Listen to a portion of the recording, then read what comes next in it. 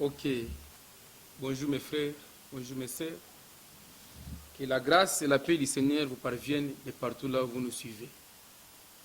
Nous sommes là encore avec nos bien-aimés, le frère Finesse, le frère Akidia, le frère Vidinique, les enfants de Dieu bien.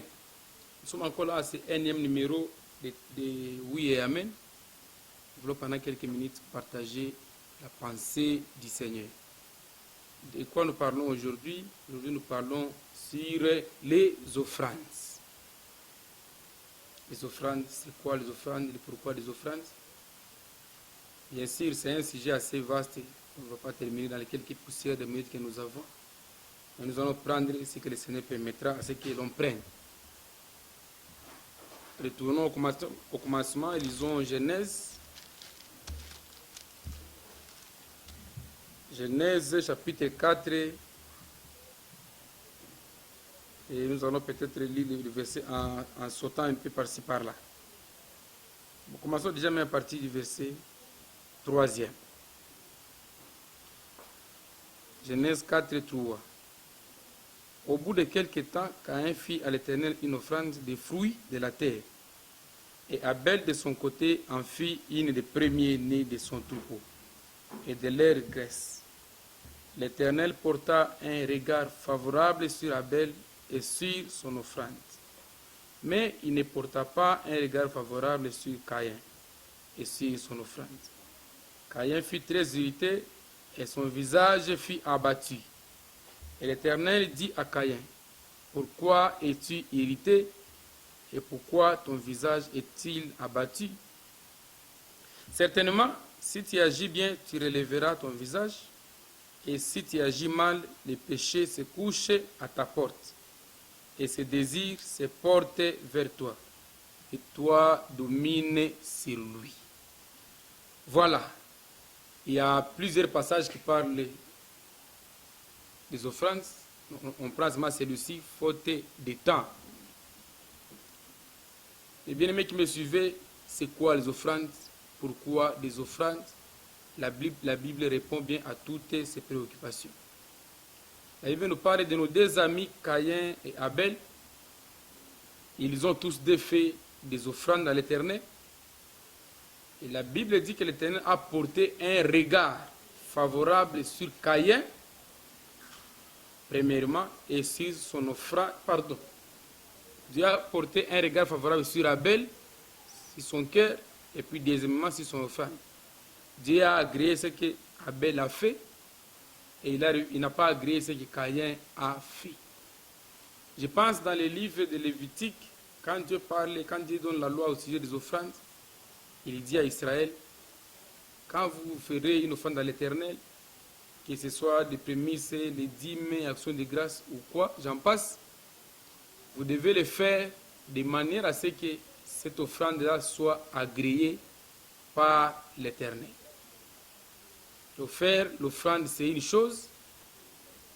L'agrément aussi de cette offrande-là en est une autre. Et avant de donner à Dieu quoi que ce soit, c'est le cœur qui commence par donner. C'est le cœur qui commence par donner. Le roi David, dans les chroniques, il dit, nous donnons à Dieu, nous lui offrons ce que lui nous a donné, nous le retournons. Donc ce que nous avons comme offrande, c'est Dieu qui nous a donné ça, et nous lui donnons encore ça. Et si on peut dire ainsi. L'apôtre Paul, quand il vient parler aux Corinthiens, il revient sur la même pensée, il dit, Corinthiens, quand vous donnez au Seigneur, que chacun le fasse avec joie et non par contrainte, ni avec tristesse. Mon frère qui me suit, ma sœur qui me suit, l'offrande, c'est quelque chose à faire avec joie. Ça doit partir de la disponibilité intérieure, la joie de donner à Dieu, la joie de plaire au Seigneur. C'est comme nous le faisons quand, ici sur la terre, quand un parent paye les minervales pour ses enfants, il ne le fait pas avec tristesse. Quand un homme va par exemple épouser dans une famille, il donne la dot, il ne le fait pas avec tristesse. Et ainsi de suite. Quand on achète quelque chose de bien au magasin, en sortant l'argent ou quoi, on ne le fait pas avec tristesse. Donc, avant de voir la nature de l'offrande, il y a d'abord un problème de disponibilité des cœurs. Un problème de disponibilité des cœurs. Donner à Dieu, c'est l'un des commandements de la Bible. Nous sommes à un moment où les commandements qui semblent être plus respectés, c'est celui de prier sans cesse. La prière, elle est biblique, c'est bien, c'est un verset biblique. Et ce n'est que nous ayons tout notre temps, que notre pensée soit remplie de lui à tout moment. Les offrandes sont aussi un commandement de la part du Seigneur. Donc, craindre Dieu, obéir à Dieu, ça signifie aussi faire régulièrement des offrandes. Et le roi Salomon, lui, qui nous parle même de s'aimer le matin, s'aimer le soir, de jeter les pains sur la surface des eaux. La surface des eaux. En ce qui concerne les offrandes, la Bible nous en parle de plusieurs. De plusieurs.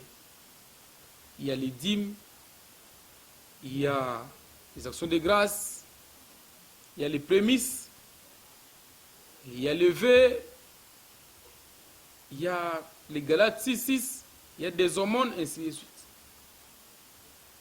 Toutes les offrandes qui sont écrites dans la Bible me concernent. Te concernent ma soeur, te concernent mon frère. Peut-être tu es aussi un pasteur comme moi. Gloire au Seigneur. La notion des offrandes nous concerne tous. La dîme nous concerne tous. Les sacrificateurs à leur tour devaient donner la dîme des dîmes à Aaron. Ils devaient donner la dîme de leurs revenus. Donc ce passage est d'application jusqu'à ce jour. Mes frères, de toutes les offrandes que nous pouvons connaître, quel que soit leur nombre, il n'y a aucune offrande qui peut remplacer la dîme. La dîme, c'est la première des offrandes. Chaque jour, la dîme, c'est la première des offrandes. On ne peut pas acheter une chaise pour l'église avec l'argent de la dîme, ça ne se fait pas comme ça. Résoudre tels besoins de l'église ou d'un homme de Dieu avec l'argent de la dîme, non. La dîme, c'est celle des sacrificateurs établis qui a le droit de la gérer selon le Saint-Esprit. Donc, toutes nos dîmes sont amenées dans la maison de Dieu, sont à remettre entre les mains de notre Père dans la foi. Et puis, donner la dîme à l'église, donner la dîme à Dieu, ce n'est pas servir Dieu. Dieu, on ne le sert pas avec la dîme. La dîme, c'est notre obéissance à la loi de l'Éternel. Servir Dieu avec mon argent, c'est autre chose. C'est dans les 90% qui me restent que je peux voir avec quoi je peux servir Dieu et puis comment. La dîme, ce n'est pas servir Dieu. La dîme, c'est la part de Dieu. On la donne où? On la donne à son encadreur, à son père dans la foi. Et le père dans la foi, il doit aussi être vraiment père. Voilà pourquoi nous disons chez nous que les choix du pasteur, les choix de l'église, ce ne sont pas des choses à faire à la hâte. Les pères dans la foi, ils doivent vraiment être les pierres que Dieu nous donne. Il doit vraiment ressembler à Pierre, il doit être ici des pierres. Voilà. À part les dîmes, il y a différentes autres offrandes. Galates 6:6 à donner à l'enseignant. Mon frère, si toi tu n'as pas un enseignant, ta foi est en danger. Tu iras au ciel comment? Tu iras au ciel comment? Tout celui que Dieu aime, il commence par lui donner l'enseignant. L'enseignant, c'est qui? C'est votre encadreur, c'est votre pasteur. Voilà pourquoi les pasteurs doivent avoir beaucoup de temps de parler de Dieu à l'église. Le vrai enseignement, et pendant de longues heures. L'enseignement doit dépasser le temps de tout ce qui se fait à l'église. L'enseignement doit dépasser les heures de prière, doit dépasser les heures de musique, doit dépasser les heures des offrandes. Dans tout ce que nous faisons à l'église comme activité, prophétie, c'est pas témoignage ou quoi, les heures d'enseignement doivent être élevées par rapport à toutes ces choses. Et là, je parle du vrai enseignement, celui des apôtres. Et Galates 6, les aumônes, c'est à donner à nos frères les faibles. Vous avez un aveugle, vous avez un boiteux, vous avez un orphelin, ainsi de suite. Les aumônes sont les faibles. Les vœux, c'est quand quelqu'un lui-même a fait un vœu au Seigneur pour une raison ou pour une autre. Les vœux, ce n'est pas un commandement. Mon frère, ne sois pas pressé de faire un vœu au Seigneur. Ma sœur, ne sois pas pressé. Il faut d'abord réfléchir. Parce que mieux vaut ne pas faire un vœu que faire un vœu pour ne pas l'accomplir. Celui qui prend un vœu sans l'accomplir, la Bible le traite d'un insensé. D'un insensé. Hein? Et c'est, je ne sais pas, la suite, prémisse, tout ce que vous connaissez comme offrande, c'est des choses à faire d'un cœur joyeux et puis le faire de manière à ce qu'il soit agréé par l'Éternel. C'est nous qui donnons à Dieu. Dieu n'est pas pauvre. Ce n'est pas en nous donnant à Dieu que nous l'enrichissons. Il est riche depuis tout le temps. Et puis même sans notre offrande, il est toujours riche. Alors nous donnons à Dieu pour que le Seigneur nous accorde la grâce. Parce qu'il lui-même nous a accordé la grâce de lui donner. Et cela contribue à notre sanctification. Cela contribue à notre sanctification. Et la Bible nous dit, ne nous y trompons pas, c'est qu'un homme aura semé, il les moissonnera aussi. Nous ne donnons pas à Dieu pour que Dieu nous enrichisse. Cette pensée-là n'est pas la bonne. Je donne ma dîme à Dieu, je donne mes offrandes à Dieu pour que le Seigneur me rende les triplés, les centiples, ainsi de suite. Nous donnons à Dieu parce que nous voulons lui plaire, nous voulons lui être agréable. Il est possible même qu'après avoir offert, après avoir donné à Dieu quelque chose, et que les moments difficiles nous arrivent. Il est possible. Il est possible. Job faisait beaucoup d'offrandes au Seigneur, mais ça n'a pas empêché à l'épreuve de lui arriver. À l'épreuve de lui arriver. Tu donnes à Dieu régulièrement et que si un moment difficile t'arrive, ce n'est pas une raison de faire. Je pense dans les livres de Malachie.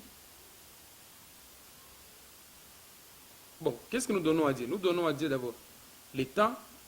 Nous donnons à Dieu quoi? Notre santé. Nous donnons à Dieu quoi? Les biens. Nous donnons à Dieu quoi? L'argent. Bref, tout ce que nous avons de meilleur. Il est possible, même de notre temps, de donner à Dieu, même un enfant, lui offrir une personne. C'est possible. C'est possible. Vous avez un enfant que vous voulez donner à Dieu, un garçon et une fille. Si dans l'assemblée où vous évoluez, on n'accepte pas, venez avec lui chez nous. Par au début, on va les prendre. Offrir à Dieu des enfants comme Samuel a été offert et bien d'autres. Vous êtes libres. Si vous voulez plaire au Seigneur. Vous voulez plaire au Seigneur. Dans Malachie, je disais, Dieu pose la question à son peuple. Il dit, quand tu donnes une bête chétive à ton gouverneur, va-t-il accepter? Va-t-il les prendre de bon cœur? Et si le gouverneur n'accepte pas une bête chétive, seulement moi l'Éternel? Est-ce seulement moi l'Éternel? Quand nous donnons à Dieu quelque chose de boiteux, de médiocre, Dieu n'aime pas ça. Et mon frère, ne donne pas à Dieu un billet déchiré. Ma sœur, ne donne pas à Dieu quelque chose qui n'est plus utile. Si ce sont les oranges que je veux donner à Dieu, je m'arrange pour que mes oranges soient des bonnes oranges que Dieu agrée. Si je veux donner à Dieu un habit, que l'habit là soit en bon état d'être porté, qui plaise à Dieu. Parce que si l'habit ne plaît pas à Dieu, il ne sera pas agréé. Il ne sera pas agréé. Les offrandes sont l'un des grands sujets de la Bible. Il n'y a pas de culte qui plaise à Dieu sans offrande. Il n'y a pas de bonne communion avec le Seigneur sans les offrandes. Même dans votre maison, si vous avez l'habitude de prier avant de dormir, c'est bien. Ajoutez-y une offrande. Vous priez, vous mettez aussi une offrande. Et l'offrande là, vous la mettez de côté, des mains, après dès qu'il y a quitte à l'église, vous prenez cette offrande là, vous amenez à l'église. Hein? Vous pouvez vous réveiller le matin. Le matin, vous vous réveillez, vous priez, vous recommandez votre journée entre les mains du Seigneur. Si vous avez une offrande, mettez ça. Dieu aime ça. Donc, à tout moment, hein, même si à l'église, il n'y a pas de culte, passez, déposez votre offrande, le Seigneur agrée ça, il aime ça. Le Seigneur, il aime ça. De temps en temps, dès que vous en avez l'occasion, allez-y, donnez à Dieu. Même par téléphone, vous avez l'argent dans le téléphone et que vous rendez compte que vous voulez adorer Dieu, vous voulez donner à Dieu. Envoyez à votre pasteur, vous avez son numéro, envoyez, il n'y a pas de problème. Il n'y a pas de problème. Dans le désert, je pense que l'Éternel dit à son peuple, tu ne te présenteras pas devant l'Éternel, ton Dieu, les mains vides. Les mains vides. Dans nos assemblées, souvent, les péchés, c'est seulement l'impudicité ou l'ivrognerie. Et les autres choses, nous les négligeons. Quelqu'un qui se présente devant le Seigneur les mains vides, il a péché. Quelqu'un qui s'absente aussi à l'église parce qu'il n'a pas une offrande, il a péché. S'absenter au kit, c'est un péché. Aller au kit les mains vides, c'est un péché. Tout ce que nous avons avec nous, habits, nourriture, l'élevage, les unités, les fruits et j'en passe, c'est des choses que le Seigneur agrée. Hein, mes collègues serviteurs et pasteurs, permettez au peuple de Dieu d'offrir chacun tout ce qu'il peut. Que celui qui a un sac de farine s'amène avec ça. Que celui qui a, je ne sais pas moi, les bananes, vienne avec ça. Que celui qui a un bidon d'eau, une bouteille d'eau, pour que chacun soit libre de donner à Dieu ce qu'il a. Ce qu'il a. Tout comme on peut donner à Dieu et les espèces et les choses en nature. Dieu aime ça. Dieu aime ça. Il n'y a pas de bonne communion avec le Seigneur, il n'y a pas de culte bien sans offrande. Bibliquement, de bonnes prières sans offrande, ça ne se fait pas. D'ailleurs, dans l'ancien temps, en Israël, il y avait l'holocauste perpétuel qu'on appelait l'offrande du matin, l'offrande du soir. L'offrande du matin, l'offrande du soir. Et ce n'est pas pour dire qu'il n'y a que les deux offrandes qui vont se faire, non. L'holocauste du matin, c'est la première des offrandes, donc ça ouvre la journée. On doit faire ça de grand matin. Ça, c'est le sacrificateur qui doit offrir ça. Les soirs, il doit avoir une autre offrande entre les deux soirs. Ça veut dire vraiment vers les soirs, vers 18h, quelque chose comme ça. On doit faire une deuxième offrande pour fermer la journée. Mais au milieu ici, il y a maintenant les différentes autres offrandes. Action de grâce, culpabilité, les offrandes de ceci, les offrandes de cela. Mais pour notre temps ici, les offrandes de culpabilité, les offrandes pour les péchés n'existent plus. Parce que Jésus s'est déjà donné lui-même comme victime expiatoire. Donc tout ce qui concerne les péchés, il n'y a plus d'offrandes pour les péchés. La Bible dit clairement en hébreu, il n'y a plus d'offrandes pour les péchés. Les péchés, c'est Christ seul qui s'est chargé et il s'est présenté devant Dieu comme une victime expiatoire, une fois pour toutes. Les autres différentes offrandes que nous faisons, ce sont des offrandes que nous faisons par reconnaissance au Seigneur. Donc je vais plaire à Dieu, je vais contribuer à ma vie de sainteté et ainsi de suite. Il est difficile qu'un enfant dépasse une journée du matin jusqu'au soir sans rien avoir pour Dieu. Donc du matin jusqu'au soir, il n'a pas de dîme, il n'a pas d'offrande, il n'a pas de gratification, il n'a pas de prémices. Donc aucune offrande, pas d'aumône, une journée qui passe sans offrir à Dieu. Non, quand on aime quelqu'un, on lui donne joyeusement. On lui donne joyeusement. Voilà un peu mes frères, ce que vous pouvez partager ce matin. Vous voyez que c'est un sujet assez vaste. Hein? Chaque fois que nous avons affaire aux offrandes, faisons-la avec humilité et puis d'un cœur joyeux pour que le Seigneur agrée ça. Toutes les offrandes que nous mettons dans les paniers ou dans l'église, ces offrandes nous précèdent au ciel. Là où sera notre cœur, là aussi sera notre âme. Voilà pourquoi j'ai dit, mon frère, si ce n'est pas dans une bonne assemblée, il est grand temps de se sauver. comment se sauver. Il faut voir les pasteurs pour lui dire comment ici chez nous on ne respecte pas les prescrits des apôtres. S'il est d'accord, il change l'enseignement, il change les choses, vous évoluez ensemble. S'il n'est pas d'accord, c'est à vous de vous sauver. Parce que si vous mettez les offrandes entre les mains de quelqu'un qui lui n'ira pas au ciel, je doute fort que vous alliez au ciel. Sinon, toutes les offrandes que nous semons sur la terre, elles nous précèdent et nous allons les récolter demain, dans l'éternité. Parce que sur la terre, il y a la teigne, il y a... les choses pourrissent. Mais c'est dans l'éternité où les choses ne pourrissent pas. Merci beaucoup pour le temps accordé à la parole du Seigneur. Que la paix et la grâce de Dieu soient à votre partage. Et bon après-midi chez vous. Merci.